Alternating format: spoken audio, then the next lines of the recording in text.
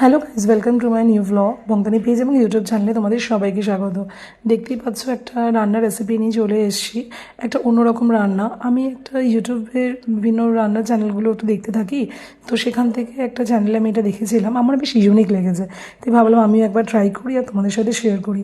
দেখতেই পাচ্ছ পুঁই পাতা রয়েছে আর চিংড়ি মাছটা ফ্রেশ করে ধুয়ে নুন, হলুদ, লঙ্কার গুঁড়ো, স্বাদ মতো একটু চিনি দিয়ে নিয়েছি। তারপরে একটু সামান্য তেল দিয়ে দেবো, সর্ষের তেল।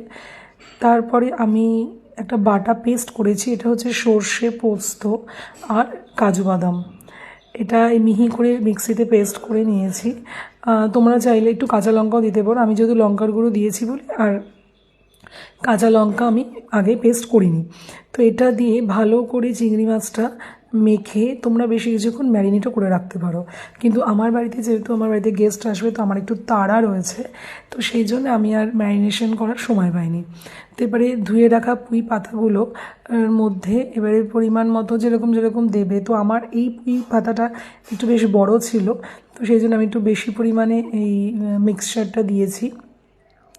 দিয়ে একটা পুঁই পাতা দিয়ে কিন্তু হবে না, তোমার 2-3টে করে পুঁই পাতা নেবে এক একটা পাতুরি মানে বাঁধতে।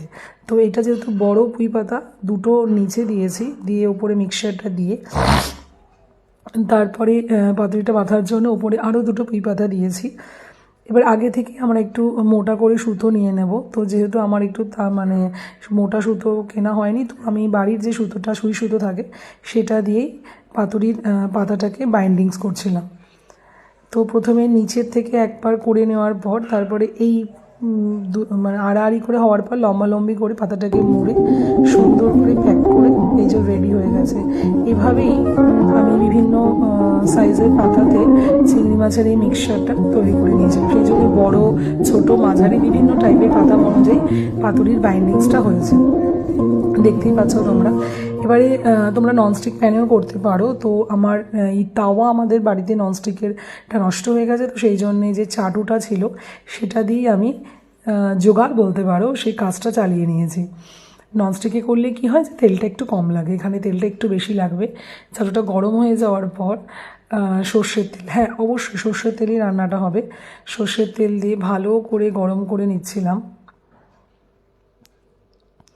বেশ চাটুটা ভালো করে পোড়া পোড়া হয়ে গেলে, মানে গরম হয়ে গেলে গ্যাসটা মানে একদম ধিম আঁচ করে দিয়ে এরপরে যে আমরা পাতুরির জন্য যে বাইন্ডিংসগুলো করেছি সেগুলো দিয়ে দেব।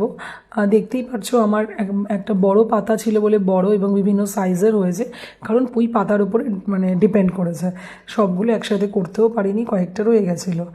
ঢাকা দিয়ে দেবো এবং সময় মতো এটাকে ওপেন করে দেখব, একটু জল ছাড়বে, একটু দেখে নেব যে হচ্ছে কি না, দেন আবার একটু ঢেকে নিচ্ছি। ব্যাস, আমার পুঁই পাতা চিংড়ি মাছের পাতুরি অলমোস্ট রেডি। এবারে হয়ে গেছে, বাস এবারে আমি কমপ্লিট। তোমরা কিন্তু এভাবে করে দেখবে, কীরকম হয়েছে অবশ্যই আমাকে জানাবে। পুঁই পাতায় চিংড়ি মাছের পাতুরি। চলো টাটা বাই, পরের একটা নতুন রান্নার ভিডিও নিয়ে তোমাদের সামনে আবার এসে হাজির হব। ততক্ষণে এই বংতানি পেজ এবং ইউটিউব চ্যানেলকে তোমরা যারা ফলো করোনি বা সাবস্ক্রাইব করোনি, ফলো এবং সাবস্ক্রাইব অবশ্যই করে রাখবে।